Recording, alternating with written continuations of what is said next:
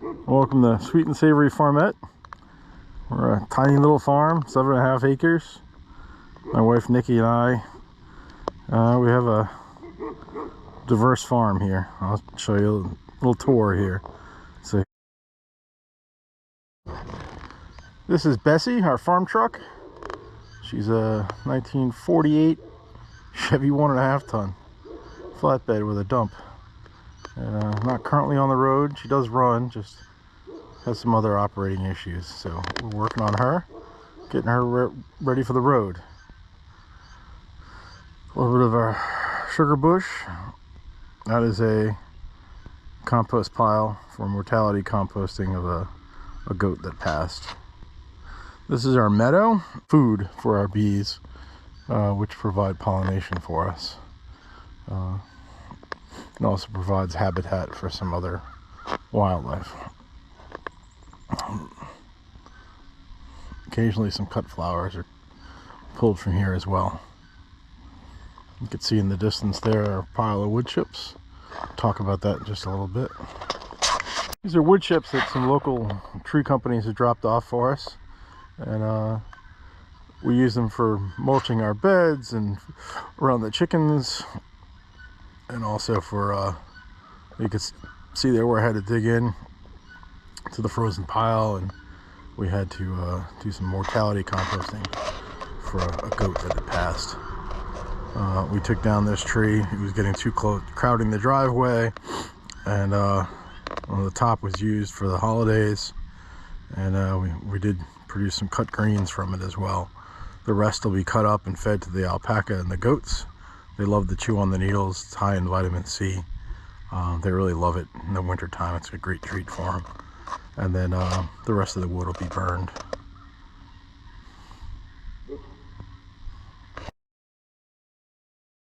These are our cut flower beds, or some of our cut flower beds. There's about 3,000 tulips in that bed. Looks like the chickens have been scratching around, pulling a couple of them out. We need to cover that with wood chips before the spring thaw and freeze starts to do any damage, but we'll get to that. It's still winter, so we're not in any danger of them having frost damage at this point. There's peonies and Dutch irises and other cut flowers that we plant on an annual basis here. And these beds here, they'll look very different in the summer.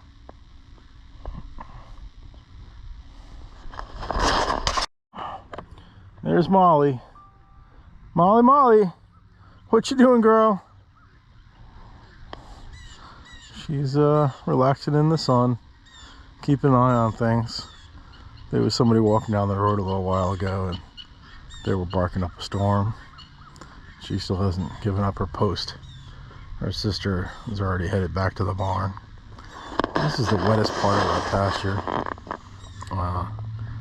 It's very clay soil here, more clay than rock. Every place else is just clay and rock.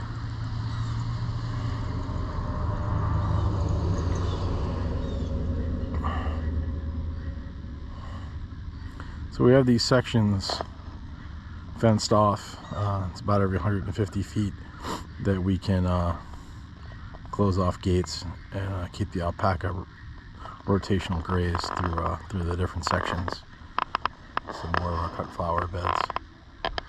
Pile of soil from the pond that has to be moved. That's going to be part of a goat enrichment project. We'll talk about that in a little bit too. Our bees are put to bed for the winter. We thought we lost the small colony, but they were active today, at least this morning. So we're still in luck. We have 3 colonies. It's a little duck pond that we put in partially for drainage, to try to drain some of the water off the field, but also to give the ducks some place to play and frolic. And they're quite upset it's frozen over right now. So that little berm there will go away. We'll use that soil elsewhere on the farm. Pick out the rocks. We have a rock wall project that we're planning.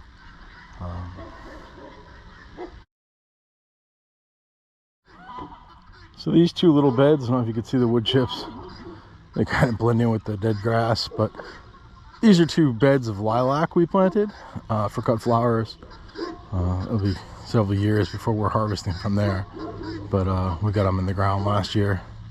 Also, here's our blackberries that we do for our pick, and we also do, when we do farmers markets, we'll pick and bring it to the market as well, and we'll sell some here from the farm as well that we pick. And our bees are all bundled up for the winter. You can see the Sebastopol geese and some of the ducks there hanging out near the logs that we have set aside for milling. And I'll make some boards and do some projects with those boards later on. But for now, they're just baking in the sun until I have time to mill them down. They're up off the ground, just waiting to be cut up. These are our 3 bee colonies. I don't know if you heard me mention earlier that the one on the end there we thought was a dead out, but they were active earlier. So we do have 3 colonies here now. We're hoping to get them through the winter. And we've been beekeepers for quite a while. And when we moved from North Carolina to here back in 2015, we didn't think the transition to being northern beekeepers was going to be that difficult. It's been quite a challenge for us. But we're still at it. And they do good work for us. And we certainly do love our bees. So this is our log yard. Well, what I'm calling our log yard, it's really just a temporary storage for some logs that we're going to mill at some point. We got some cherry, some box elder, some birch, and some hickory. A couple different types of birch. There's some yellow birch and there's some paper birch as well. So we'll mill these logs down and use these for different projects.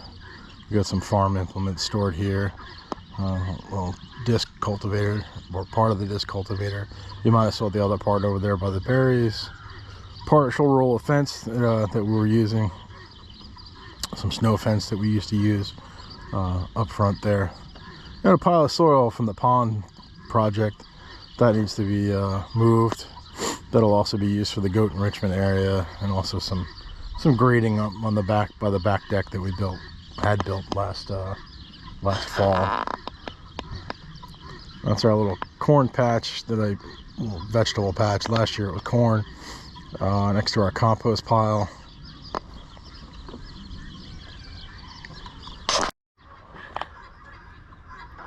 As we continue on here on the tour, here is one of the wagons I built, kind of a small hay wagon. We use it for a bunch of things. We can load it with brush and bring it over here to the brush pile for the brush to be burned at some point. We have our compost pile. We compost all of our manure, our old bedding from the chickens and the alpaca, and also unbleached cardboard, chicken scraps, cracked eggs. Lots of things go in there. The torn up egg cartons.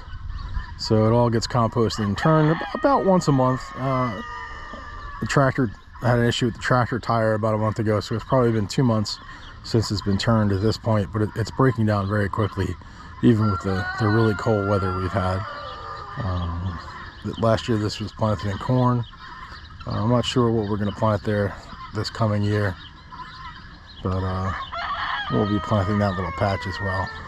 And the fencing was just really to keep the birds out, so they didn't pull the tiny plants out.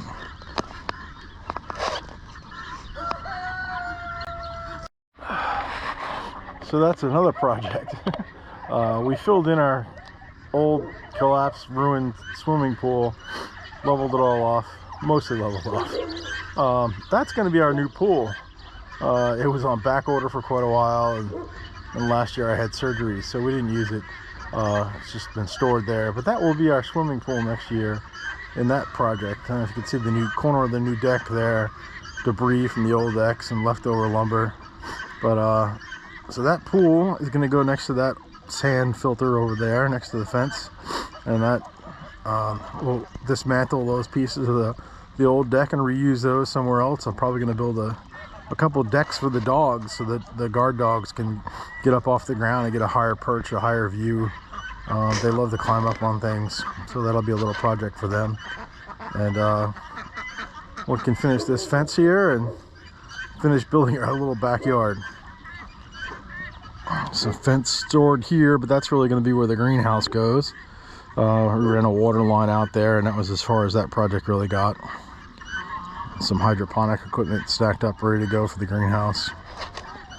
And our vegetable garden. You can see LT and the peacocks are fighting through the fence, and they never really hurt each other, but they don't exactly get along, especially this time of year when the peacocks start mating, and they kind of vie over the same, you know, they try to court the same the same hens, and I think LT doesn't know he's a turkey. So anyway, that's our little vegetable patch.